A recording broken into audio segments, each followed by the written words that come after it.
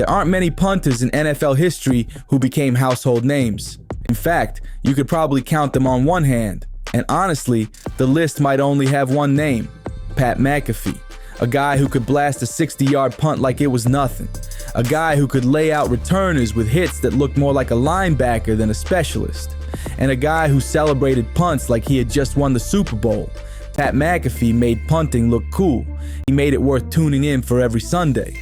But at just 29 years old, fresh off a Pro Bowl season, he shocked the NFL world by walking away.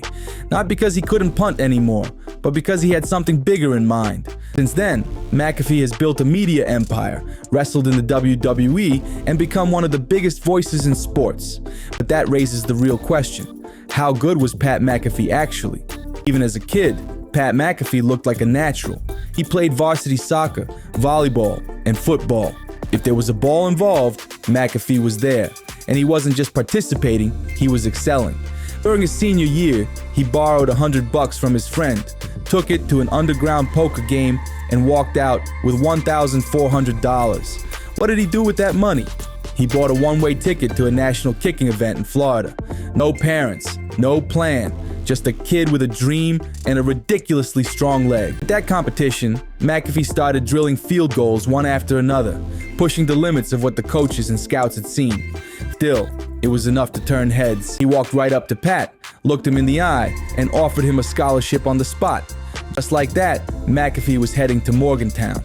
He brought swagger. But the game that really put him on the map came against Louisville in a wild triple overtime battle. With the Mountaineers desperate for a spark, McAfee calmly lined up and delivered a perfect onside kick. West Virginia recovered, scored, and eventually won. That was McAfee's first taste of chaos, the kind of moment where he thrived. Most players would have crumbled under that pressure, but not McAfee. He bounced back in his senior year with renewed focus, drilling a career-long 52-yard field goal and becoming West Virginia's all-time scoring leader by the time he left. More than just a kicker, he was a competitor, someone who brought energy, fearlessness, and showmanship every time he stepped onto the field. But McAfee was different. In the 7th round of the 2009 NFL Draft, the Indianapolis Colts called his name. This wasn't just any team, it was Peyton Manning's Colts, a franchise built to win now. As a rookie, he was handed punting, kickoff, and holding duties, all three at once. High-pressure responsibilities, and he nailed them.